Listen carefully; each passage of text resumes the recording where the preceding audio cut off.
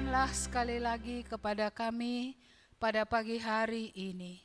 Kiranya Roh-Mu menolong hamba-Mu dalam kelemahannya, supaya apa yang Tuhan ingin untuk disampaikan masih bisa disampaikan dengan benar.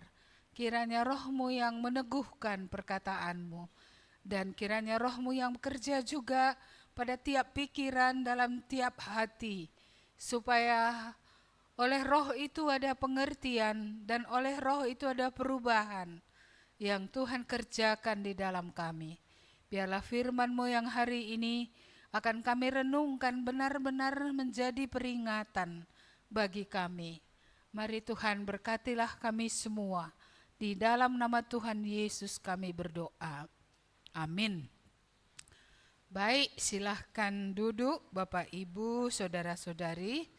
Ya, pada minggu kedua dalam bulan misi ini, nats kita adalah dari Lukas pasal yang ke-12, ayat yang ke-54 sampai ayat yang ke-59, di bawah tema membaca tanda-tanda zaman. Lukas pasal 12, 54 sampai 59, membaca tanda-tanda zaman. Ya, ini tidak terlalu panjang, jadi mari kita baca bersama-sama. Bisa ya, sama-sama? 1, 2, ya. Yesus berkata pula kepada orang banyak, apabila kamu melihat awan naik di sebelah barat, segera kamu berkata akan datang hujan, dan hal itu memang terjadi. Dan apabila kamu melihat angin selatan bertiup, kamu berkata hari akan panas terik, dan hal itu memang terjadi. Hai orang-orang munafik, rupa bumi dan langit kamu tahu menilainya. Mengapakah kamu tidak dapat menilai zaman ini? Dan mengapakah engkau juga tidak memutuskan sendiri apa yang benar?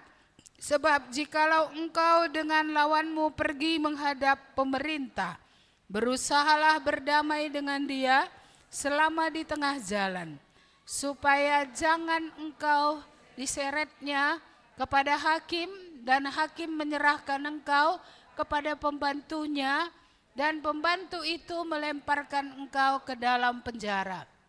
Aku berkata kepadamu, engkau tidak akan keluar dari sana sebelum engkau membayar hutangmu sampai lunas.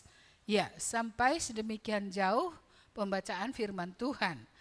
Adakah kita yang pernah ikut trekking gitu ya, dari Bukit Lawang tembus sampai ke Aceh gitu, ada? Ada? Belum berani ya? Iya. Jadi trekking yang sederhana lah, pasti pernah ya. Ada rute yang harus diikuti. Saya mau bertanya, jikalau ada orang mengabaikan ya tanda-tanda yang dibuat di situ, apa jadinya?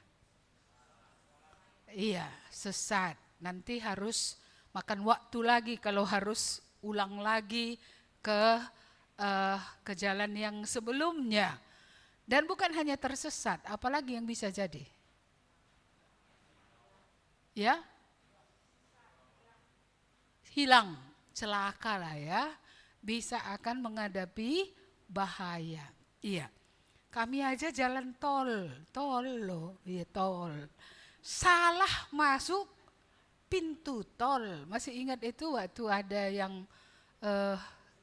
akan dikebumikan di Tanjung Murawa, anak muda itu. Iya, kami dibawa oleh ya teman kita lah dari sini ya kan. Iya, salah masuk tol, jadi nggak dapat yang ke Tanjung Murawa. Jadi gimana? Muter lagi. Masuk tol satu lagi, juga nggak ada rutenya yang ke Tanjung Murawa. 2 kali kami harus keluar, baru masuk rute yang benar, sehingga kami sudah ditunggu lama di sana. Sudah lebih setengah jam kami belum tiba. kami tadi duluan berangkat. Jadi mereka semua telepon, udah di mana Bu? Udah di mana Bu? Waduh, beginilah rupanya kalau salah masuk. Iya, ini nggak memperhatikan tanda-tanda tadi ini. Iya, begitu juga kami pernah balik dari tebing. Itu mungkin bisa dimaklumi kenapa, karena malam. Tapi sama juga, tidak membaca tanda. Iya, kami di mobil itu ada, kalau nggak salah saya 5 atau 6. Ya, katakanlah 5. 4 suara bilang dari sini kita jalan. Saya bilang enggak, dari yang sininya kita jalan baru betul. Karena saya kalah suara, ikutlah dengan yang suara terbanyak ini. Akhirnya kami mendarat di Bandara Kuala Namu. Jadi terpaksa makan waktu lagi untuk kembali pulang ke Medan. Padahal pulang dari tebing pun sudah ngantuk-ngantuk malam hari. Iya. Jadi ini tadi kita melihat Tuhan Yesus memberi peringatan ya. Iya. Kalau baca angin, baca cuaca mereka bisa. Kita juga bisa ya. Iya. Kayak waktu zaman Elia lah kan. Iya. Kan dia berdoa. Lalu suruhnya hambanya. Tengok apa yang kau lihat di ujung laut sana katanya. Enggak ada kulihat, masih teruskan Elia lagi berdoa. Baru setelah 7 kali dia bilang, ada kulihat awan sebesar telapak tangan. Lalu kesimpulannya apa? Benarlah hujan akan datang. Iya, jadi disuruhlah oleh Elia hambanya itu menjumpai Raja Ahab. Bahwa hujan akan turun supaya dia pulang sebelum hujan turun, dan dia berlari lebih kencang dari kereta Ahab. Iya. Jadi kadang membaca angin, membaca apa, ada yang pandai gitu ya. Iya, oh ini hujan ini awannya tebal. Oh hari ini cerah ini gitu ya. Iya, kalau membaca itu bisa. Tapi di sini herannya mereka kok nggak bisa membaca lewat apa yang dilakukan oleh Tuhan Yesus itu, siapa dia. Ya, inilah yang membuat sebenarnya ya peringatan ini keras ini. Iya. Karena bumi kamu bisa baca, cuaca kamu bisa baca. Tapi tanda-tanda kedatangan anak manusia itu bahwa memang dia sudah datang, kok nggak bisa dibaca. Padahal Yohanes Pembaptis sudah berseru-seru. Ya kan? Lihatlah anak domba Allah yang menghapus dosa dunia. Bahkan sebelum itu malaikat-malaikat sudah berbicara. Baik berbicara kepada Maria bahwa anak yang dikandungnya itu betul-betul dari Roh Kudus. Ya, itu adalah Allah yang menjadi manusia. Lalu lewat gembala-gembala itu, ya, malaikat-malaikat sudah mengatakan kepada gembala itu bahwa hari ini telah lahir bagimu Kristus Tuhan di kota Daud. Jadi sebenarnya tanda-tandanya banyak. Ya, belum lagi dari segi bagaimana Yesus menyampaikan firman Tuhan. Semua yang dikatakannya itu genap. Ya.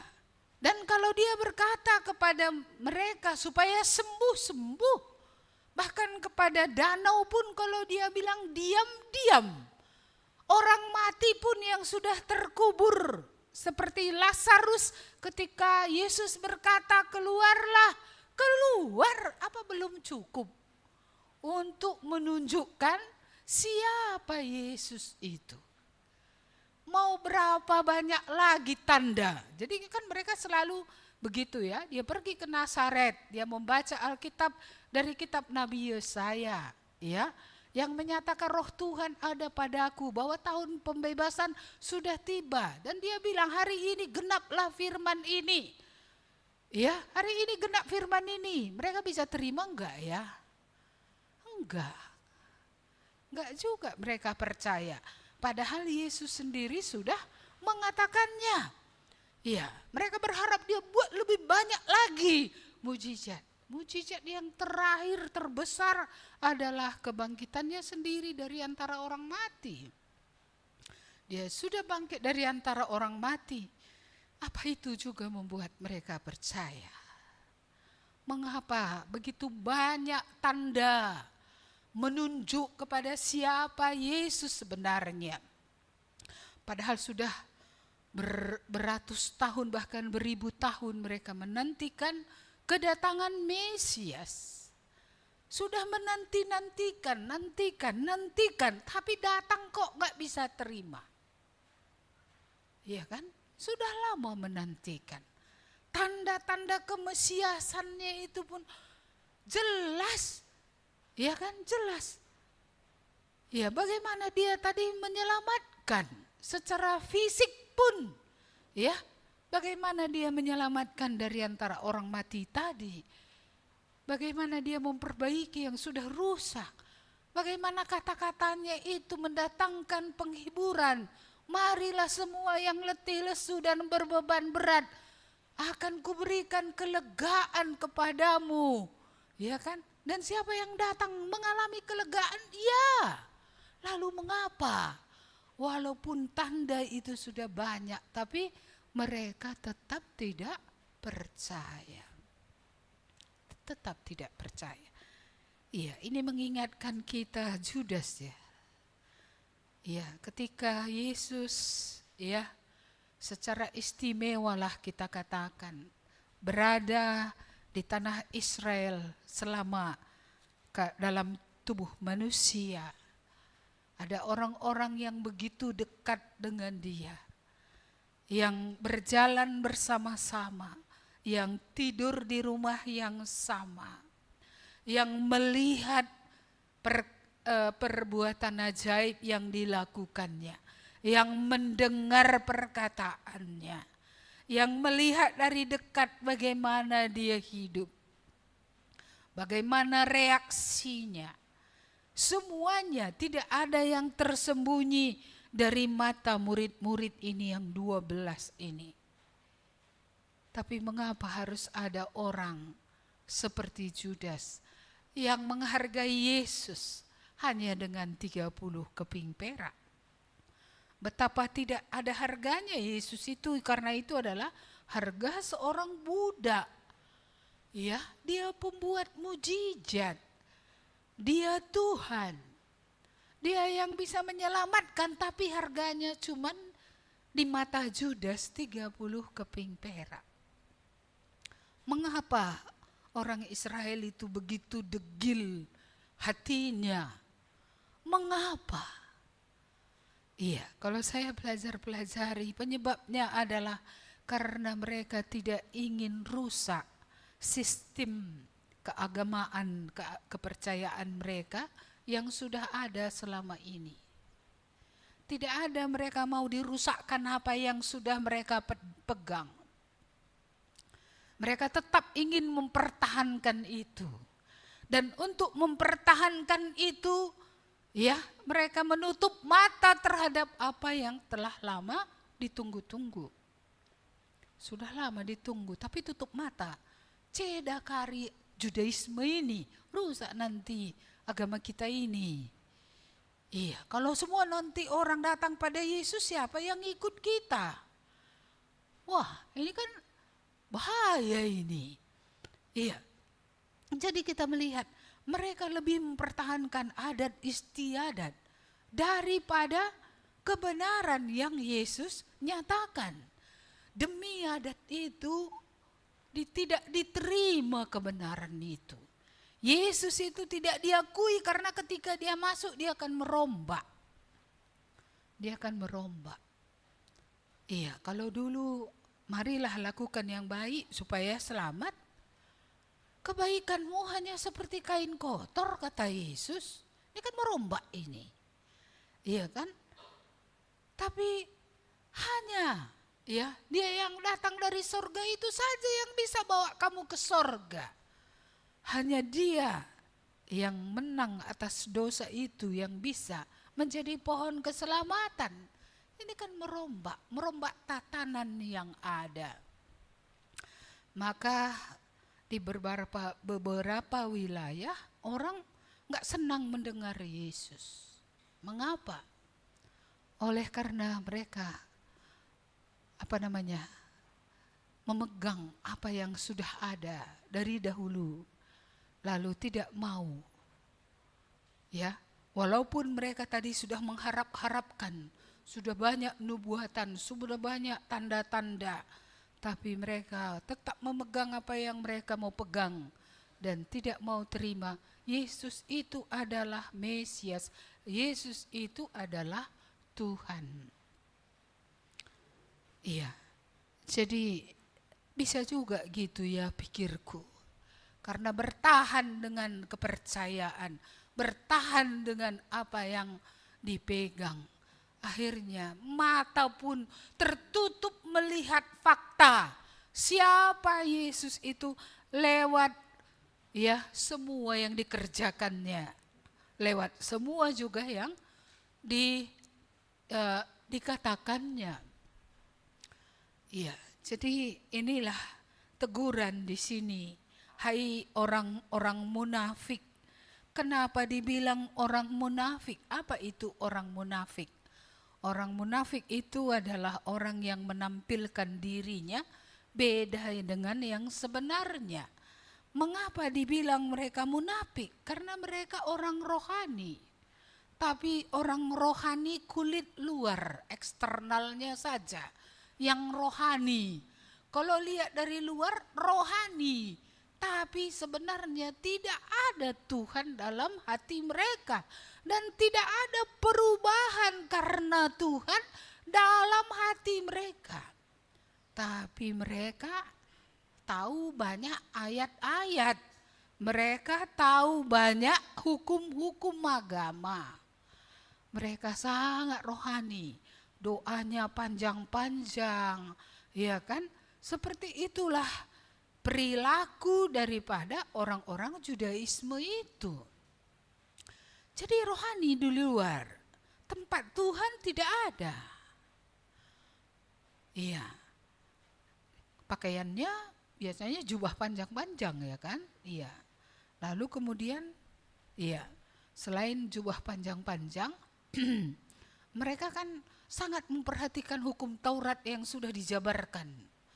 Iya, jadi kalau Sabat nggak boleh jalan sekian kilometer. Iya. Gak boleh, banyak kali peraturan yang gak boleh. Iya, bawa tikar amak kaikin gelar nasi kiti andai. Amak cur ya. Itu pun sudah dianggap tak boleh. Maka Bartimeus ketika mengangkat tempat tidurnya itu, tilamnya itu kayak amak cur itu ajanya itu. Jangan kita pikir tilam tebal, bukan. Ya, selembar apa kecil sajanya. Iya, tapi itu pun dianggap kalau membawa itu sudah menyalahi hukum Taurat. Betapa ketat secara hukum-hukum eksternal. Tapi sebenarnya Tuhan tidak ada dalam hidup mereka. Dan hidup mereka tidak berubah sama sekali. Iya, kalau lembu mereka jatuh, boleh dikeluarkan dari lubang. Tapi kalau orang Israel yang kerasukan diusir setannya, mereka marah. Iya. Ya, apa yang menguntungkan bagi mereka, mereka anggap itu hukum yang benar. Tapi Yesus melakukan segala sesuatu bukan untungnya dia, tapi itu sebenarnya untuk kebaikan manusia. Iya, saya tak tahu apakah kita juga munafik ya, lain yang ditampilkan dengan fakta yang ada di dalam. Karena kalau lain yang ditampilkan dengan yang ada di dalam, itulah munafik. Kalau bahasa Inggris itu hypocrite. Hypocrite itu artinya banyak wajah. Jadi kayak topeng. Ya, kalau kita pernah lihat sandiwara topeng ya kan? Ya, orang yang sama tapi pakai topeng berapa kali dia ya kan?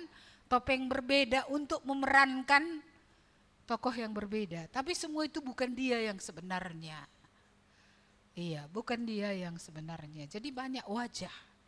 Itulah hipokrit. Ya, ibaratnya kayak bunglon lah, ke sana beradaptasi dia kayak gitu, di sini kayak gitu dia. Di antara orang rohani kayak rohani dia.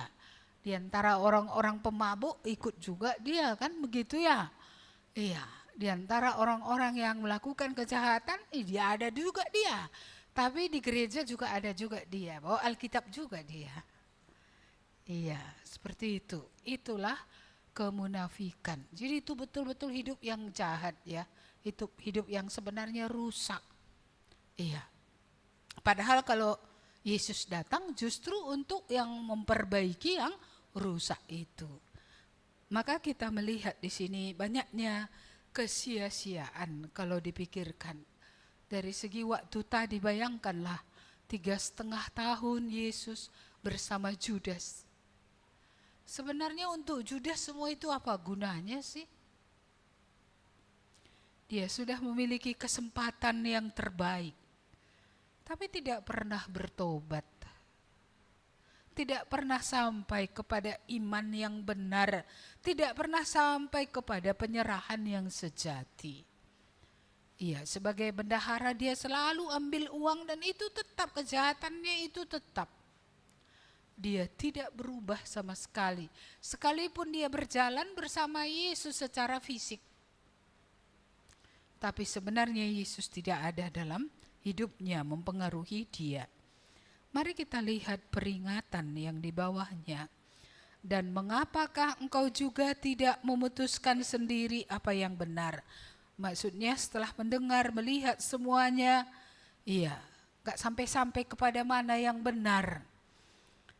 Sebab jikalau engkau dengan lawanmu pergi menghadap pemerintah, berusahalah berdamai dengan dia selama di tengah jalan, supaya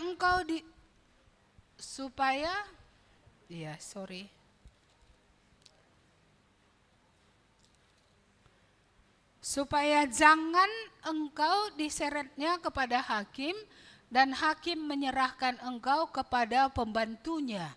Dan pembantu itu melemparkan engkau ke dalam penjara. Aku berkata kepadamu, engkau tidak akan keluar dari sana sebelum engkau membayar hutangmu sampai lunas. Ini ngerti ya? Ngerti ya? Iya, jadi harus ada perdamaian. Mengapa mereka tidak berdamai-damai dengan Allah? Iya, bukankah mereka bermusuhan dengan Allah? Iya. Jadi kalau dibawa nanti ke penghakiman, apa nanti yang terjadi? Tidak mungkin nanti akan dibebaskan. Ya, pasti nanti akan dihukum.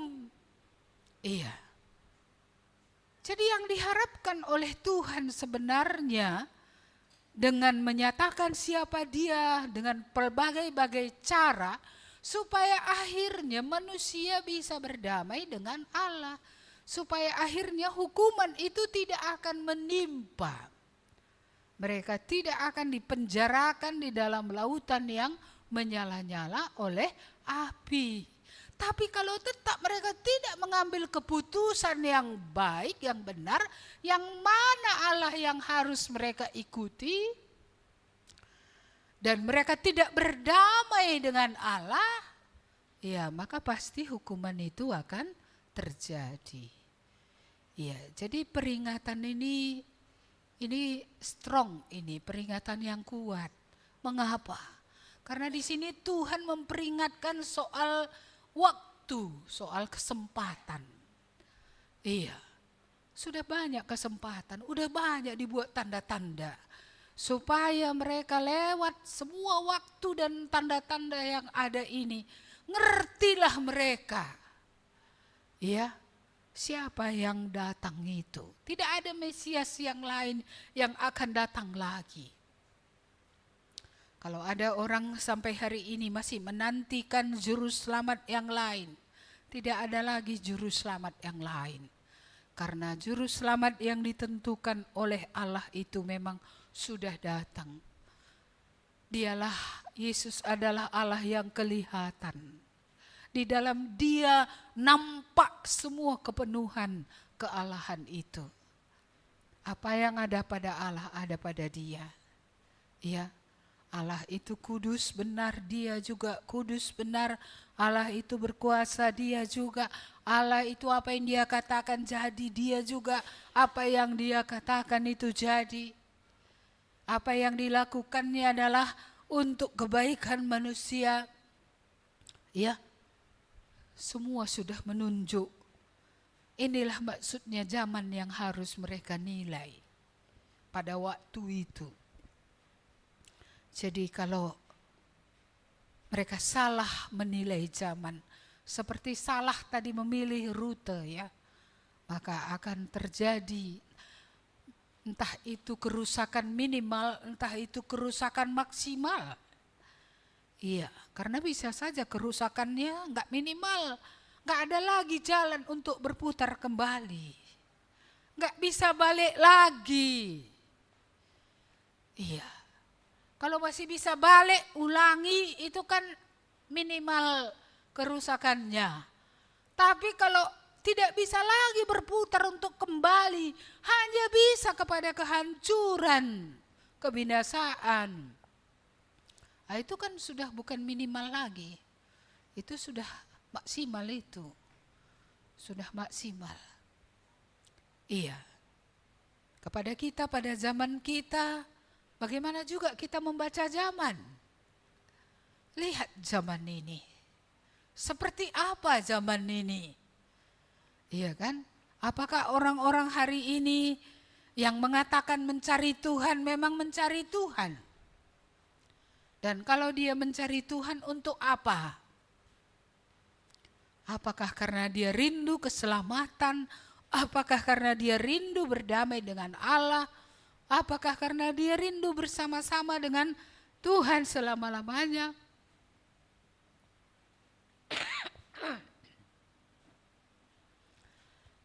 Bagaimana kita membaca zaman ini? Zaman ini orang memang butuh Tuhan. Tapi kebanyakan orang butuh Tuhan untuk kebutuhannya. Mereka bukan butuh Tuhan untuk keselamatannya, untuk pengampunan dosa. Salahkah kita berseru-seru pada Tuhan untuk kebutuhan kita? Tidak. Tidak salah. Tetapi itu hanyalah sampai nafas di kandung badan saja. Tapi kalau kita mencari Tuhan untuk berdamai dengan Tuhan oleh pengorbanan Yesus di kayu salib, itu bukan untuk dunia saja. Itu akan bertahan sampai kepada kekekalan. Karena hanya orang yang beroleh pengampunan dosa yang akan bisa beroleh hidup yang kekal. Tapi kalau sampai hari ini pun 10 tahun sudah dengar firman Tuhan, ada yang 20 tahun, tetapnya tidak dalam bagi kita. Ya, arti dari kematiannya. Tetapnya dosa ini pun belum diampuni, enggak jelas. Kadang-kadang saya kalau sudah lelah gitu ya, kalau sudah sering menginjili orang, tapi tak berubah-berubah dia gitu ya. Apa masih perlu lagi melayani dia ketika dia sudah dalam keadaan yang susah? Kadang saya pikir gini, dalam keadaan baik pun dia nggak mau dengar. Apa dalam keadaan buruk dia akan lebih mendengar? Barangkali. Tapi siapa yang tahu? Siapa yang tahu? Kita ini masih sehat maka bergereja ini kan.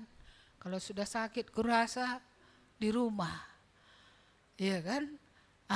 Jadi masih sehat kami ini udah kamu dengar? Siapa Yesus itu? Kalau zaman ini udah kamu lihatnya ini, kita memang sudah masuk zaman akhir. Segala macam dosa yang ada pada zaman Nuh, segala dosa yang ada pada zaman Sodom dan Gomora, enggak ada satu pun yang enggak ada pada zaman kita. Itu hanya pengulangan dosa masa lalu, bahkan lebih parah lagi. Iya, karena dulu dosa kejahatan internet enggak ada. Hari ini sudah banyak kejahatan dunia maya. Di dunia maya aja jahat.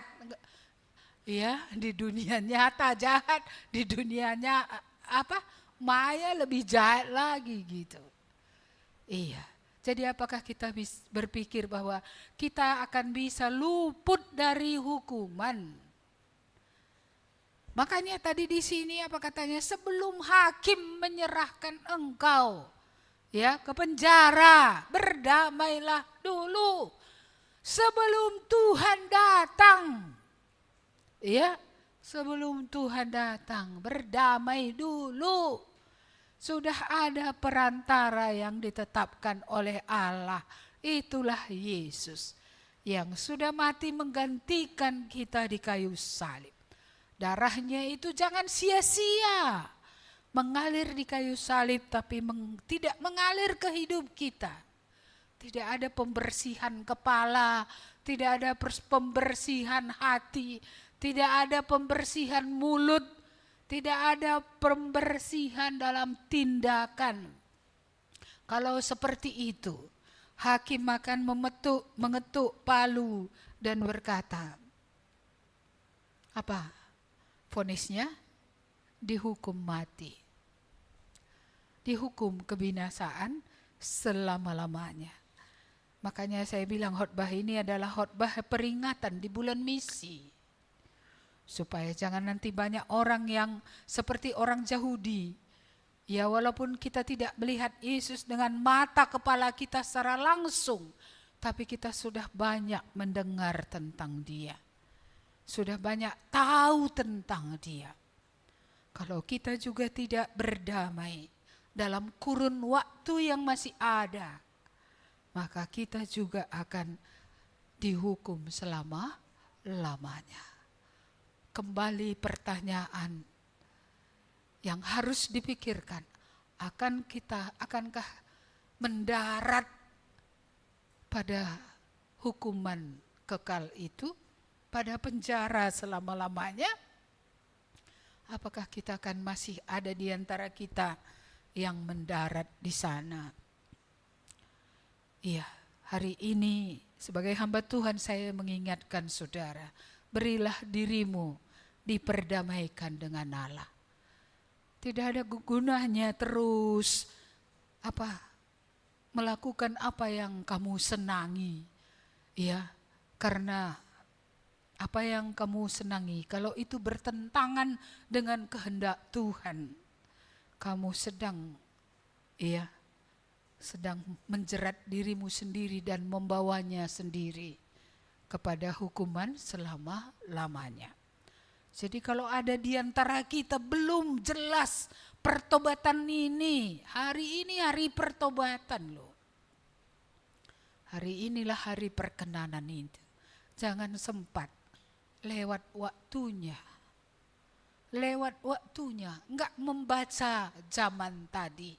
Sudah lewat waktunya. Ya, dan akhirnya tidak ada jalan kembali. Saudara-saudara, bukan ketika kita mati saja tidak ada jalan kembali. Di bumi pun kalau sudah berulang kali seperti orang Israel itu di padang gurun, siapa yang sudah memberontak selama lebih dari 10 kali, apa yang terjadi? Mereka mati di padang gurun. Carilah Tuhan ketika Dia berkenan untuk ditemui. Bukan suka-suka kita kapan kita mau datang. Tapi ketika Roh Kudus menyadarkan kita. Ketika Roh Kudus membuat kita melihat dengan jelas siapa Yesus itu. Itulah waktu, the right time, waktu yang tepat untuk merendahkan diri dan datang kepadanya. Ya, dalam pertobatan tidak selalu ada waktu. Tidak selamanya ada waktu. Kalau sudah lewat nanti, menangis pun gak ada gunanya. Tidak bisa lagi. Sebenarnya dalam pelayanan juga seperti itu. Kalau kita mengingat Maria ketika dia meminyaki Yesus dengan minyak narwastu yang mahal. Apa kata Tuhan Yesus? Orang ini sudah melakukan ini untuk penguburanku. Dia meminyaki Yesus pada waktu yang tepat sebelum penguburannya. Perempuan-perempuan yang lain itu bawa mur, bawa minyak juga, rempah-rempah yang mahal. Tapi Yesus sudah dikubur, bahkan sudah bangkit. Apa gunanya semua rempah-rempah yang mereka bawa itu? Tidak ada lagi gunanya. Jadi juga dalam melayani ini, waktu yang masih ada ini gunakan. Bukankah pernah, nanti ku ceritakan, kamu bilang, kamu tunda-tunda, mati dia. Pernah terjadi begitu? Atau kamu gak pernah punya niat untuk cerita kepada orang lain, lalu kemudian gak ada waktu lagi, karena sudah mati? Iya. Jadi untuk pelayanan pun bukan jakarilit waktuku mana nanti ada waktuku di situ. Enggak. Makanya firman Tuhan bilang baik tidak baik waktunya. Ceritakanlah, menunggu waktu ideal. Kapan ada waktu ideal, waktu yang cocok untuk kita, untuk orang itu. Dalam segala waktu lihat, ya, pintu kecil yang dibuka Tuhan. Gunakan itu. Karena mungkin itu satu-satunya waktu yang masih ada. Setelah itu bisa, tidak ada lagi.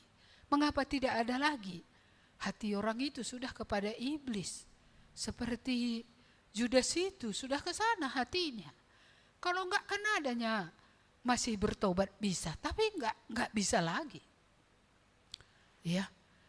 Yang kedua mungkin ya udah mau berangkat dia. Kapan lagi waktunya? Ketika kuping ini masih mendengar, dengarlah baik-baik dan bertobatlah.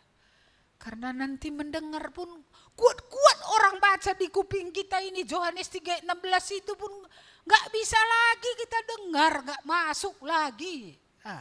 Gak masuk lagi. Iya, jadi kalau kita menilai zaman ini, kita harus perhatikan tadi ya, soal waktu yang diberikan Tuhan. Soal tanda-tanda yang diberikan Tuhan. Dan yang ketiga soal ancaman jikalau tidak ada perdamaian. Jikalau tidak ada perdamaian dengan Allah, siapapun manusia yang hidup di bumi ini, hakim akan menuntut bahwa orang itu harus dijatuhi hukuman. Sebagaimana kesaksian yang kita dengar tadi, upah dosa maut itu tidak bisa terelakkan. Tapi hari ini masih ada waktu. Inilah, ambil waktu ini, jangan sepele. Kalau iblis kan dia bilang sebentar lagi, sempatnya itu. Ya kan gitu katanya selalu, besok masih bisa. Ya kata siapa? Hari ini kita masih hidup, hari ini masih milik kita. Hari esok tidak ada yang tahu. Bisa saja kita yang duduk di sini besok tidak ada, jangan dulu lah karena mau retreat. Saya berdoa juga itu. Tuhan, janganlah ada orang pulang pada waktu kami retreat. Iya. Tapi kalau ternyata ada juga ya yang tinggal inilah nanti mengurus itu. Yang berangkat gak bisa pulang, belum selesai retreatnya kan. Iya, tapi saya doakan itu. Iya, Tuhan janganlah. Karena saya tahu orang yang meninggal kan bukan karena sakit. Sehat pun bisa kan pulang. Jadi malam nanti Tuhan bilang, Teng, pulang, katanya kan. Gimana dibuat? Iya, tapi memang selalu kalau sakit orang lebih banyak lagi doa kita. Supaya jangan pada waktu itu kayak apa gitu ya, di situ dia pulang. Nah selama ini memang selalu Tuhan tolong. Masih ingat tahun-tahun lalu banyak diantara kita yang sakit dan mati. Tidak ada yang terganggu hari-hari. Ya, pelayanan yang dikerjakan. Gak ada yang meninggal waktu camp, gak ada yang retreat pasutri di situ dia pulang, gak ada. Ya, selalu kalau ada yang pergi pada waktu sudah selesai ini gitu selalu. Iya, ini pun Ya saya memang berdoa jangan ada yang pulang selama retreat. Entah kenapa pula ada itu doa, aku pun nggak tahu juga aku. Apakah bakal ada yang pulang? Ya, atau aku yang pulang? Nggak tahu, karena hari esok tidak ada yang tahu. Hari esok itu Tuhan yang tahu. Kalau dia bilang, kau masih kukasih hidup, ya hiduplah kita. Kalau dia bilang, habis waktumu katanya. Ya sudah, kalau sudah habis katanya sekejapnya ngambil napas setelah itu jadi batang pisangnya tinggal. Cuma rohnya tadi kemana perginya. Iya, maka sungguh-sungguh lah ya, berhargalah bagi kita waktu yang masih Tuhan beri. Iya, lalu rambu-rambu yang sudah Tuhan beri. Ya, bahwa dia sudah datang, bahwa dia sudah memberikan nyawanya. Bahwa waktu ini adalah zaman akhir. Kejahatan manusia akan makin banyak. Iya kan? Apa yang akan terjadi? Orang makin egois, mementingkan diri sendiri. Ya, tidak hormat kepada orang tua, kasar. Itu akan terjadi. Ya, kalau gempa bumi nggak usah dibicarakan lagi, sudah terjadi di seluruh dunia. Gempa bumi, tsunami, gunung meletus, keadaan alam yang mengakibatkan banyak kematian, itu sudah banyak terjadi. Longsor lah, ya kan? Segala macam terjadi itu semua. Kalau dihitung-hitung di seluruh dunia itu udah berapa juta orang mati gara-gara alam. Iya, tapi akan menyusul. Ini yang agak menakutkan. Kelaparan, itu menakutkan. Karena kelaparan pun adalah salah satu tanda akhir zaman. Iya, itulah sebabnya orang yang berlebih jangan berpoya-poya. Iya, orang yang punya sedikit cukupkanlah dengan apa yang ada. Dan disinilah bagaimana orang percaya itu harus benar-benar seperti satu tubuh yang saling menopang. Ya, sehingga sebagaimana dahulu terjadi di Yerusalem itu, orang-orang yang kehilangan rumah oleh karena penganiayaan, oleh karena banyak hal, ya mereka harus ditopang oleh orang-orang percaya yang memiliki, yang diberi Tuhan kepada mereka. Jadi saudara-saudara, tanda-tanda zaman ini hampir semua sudah digenapi, tinggal satu yang belum menjelang kedatangan Tuhan. Yaitu Injil harus diberitakan ke seluruh dunia, barulah tiba kesudahannya. Tapi di zaman abad modern ini dengan segala fasilitas yang ada, itu bisa saja dalam tidak terlalu banyak waktu sudah akan sampai semua. Karena digital ini sudah bisa dalam bahasa apa saja.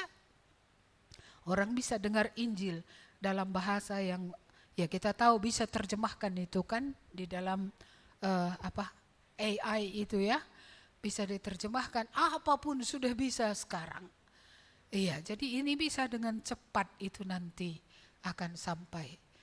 Hanya itu yang belum genap. Kalau yang lain semua sudah genap. Kalau tidak hormat orang tua, berapa banyak anak gak hormat orang tua? Banyak kalilah. Iya, kalau kejahatan tadi, kejahatan apa yang gak ada? Iya, kalau dosa seksual ini merebak. Saya selalu mengeluhkan itu, penginapan itu ya, kenapa penuh selalu. Kenapa masih bisa berdiri, kan karena ada pasiennya. Ya, seperti itu, kejahatan masih terus berlanjut. Tapi syukurlah, di mana orang percaya inilah nanti akan mengasihi Tuhan. Di tengah segala keadaan itu, hanya mereka yang memisahkan diri dari yang jahat. Dan mereka akan mengasihi Tuhan. Mereka akan mengikuti Tuhan di tengah segala keadaan. Bahkan mereka memilih mati untuk bersama-sama Tuhan daripada akan membelot dari iman kepada Tuhan. Jadi benar kasih manusia akan masih makin dingin, tapi kasih orang percaya tidak dingin kepada Tuhan, baik kepada orang lain. Mereka akan menguduskan dirinya. Mereka akan menyiapkan diri siap untuk akan menetap bersama Tuhan selama-lamanya. Amin. Mari kita berdoa. Terima kasih Tuhan atas firman-Mu hari ini. Engkau mengingatkan kami kembali tanda-tanda lewat apa yang telah Engkau kerjakan ketika di bumi, untuk membuktikan bahwa Engkaulah Mesias, Engkaulah Juru Selamat satu-satunya, Engkaulah pohon keselamatan bagi bangsa-bangsa, Engkaulah Tuhan yang harus diabdi, dihormati dan ditinggikan. Lewat segala yang Engkau katakan yang jadi, dan lewat segala yang Engkau perbuat, mujizat-mujizat yang Engkau perbuat, tanda-tanda yang Engkau perbuat, Engkau telah membuktikan bahwa Engkaulah Allah dan tidak ada Allah yang lain.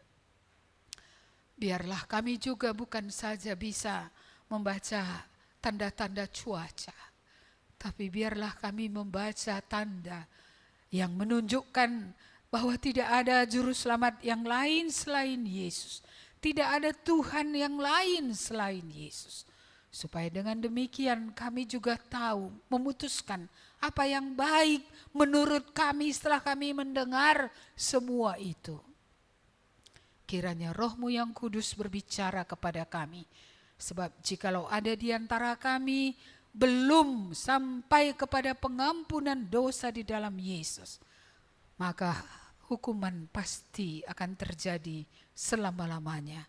Sebagaimana Engkau ingatkan tadi ya Tuhan, bahwa harus ada perdamaian. Tanpa perdamaian, hakim akan menuntut dan akan menetapkan hukuman penjara selama-lamanya. Seperti itulah hakim yang adil akan mengadili kami. Dan kalau tidak ada perdamaian, maka hukuman itu tetap pasti tidak berubah selama-lamanya. Kiranya kami boleh menyadari bahwa kami adalah di antara orang-orang yang dihukum, yaitu kami yang belum berdamai dengan Allah oleh darah Tuhan Yesus. Karena itu hamba-Mu berdoa Tuhan, supaya oleh Roh-Mu ada yang sadar bahwa dia belum bersama-sama dengan Tuhan. Walaupun mungkin dipikirnya sudah, tapi pada faktanya biarlah tiap orang boleh melihat bagaimana Tuhan menerima dia, bagaimana Tuhan berkenan atas dia.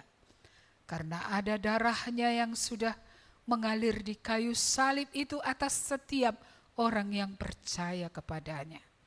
Kami memohon anugerah-Mu supaya kami benar-benar memperhatikan ancaman ini.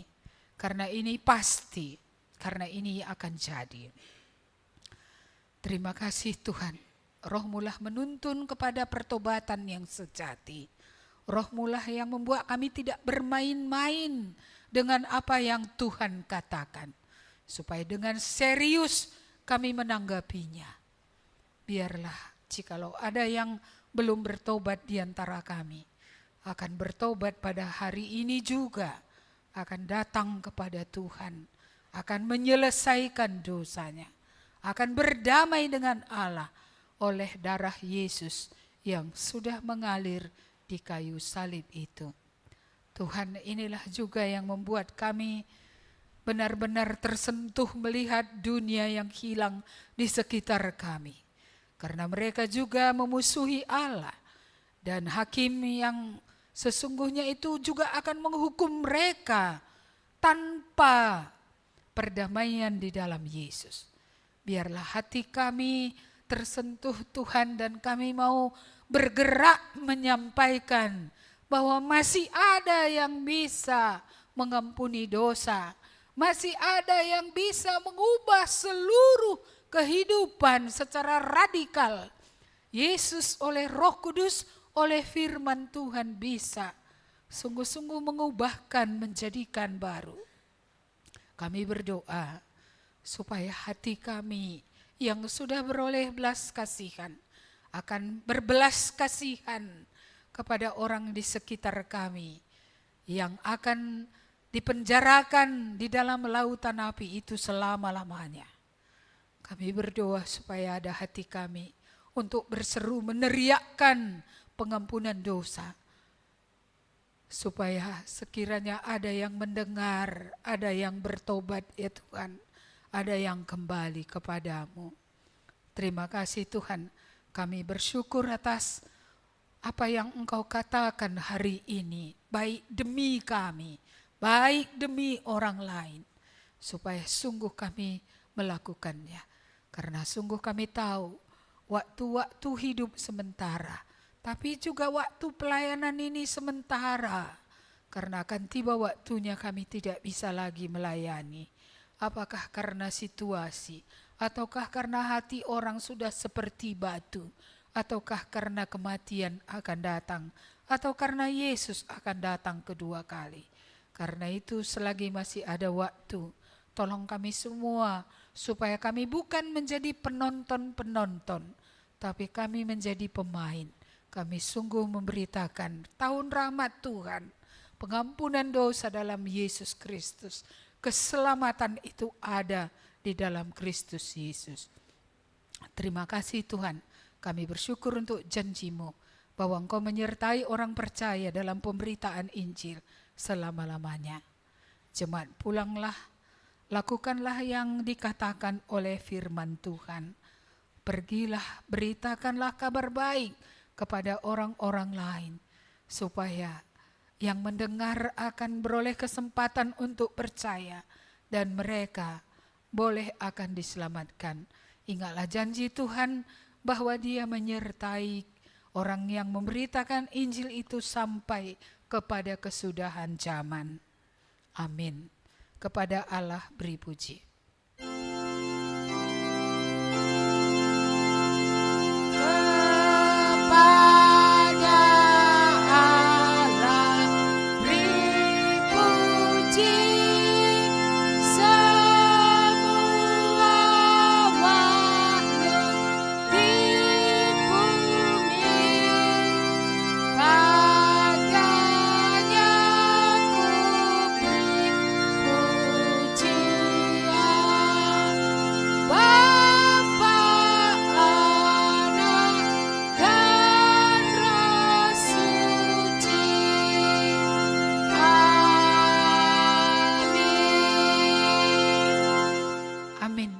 Tuhan memberkati. Selamat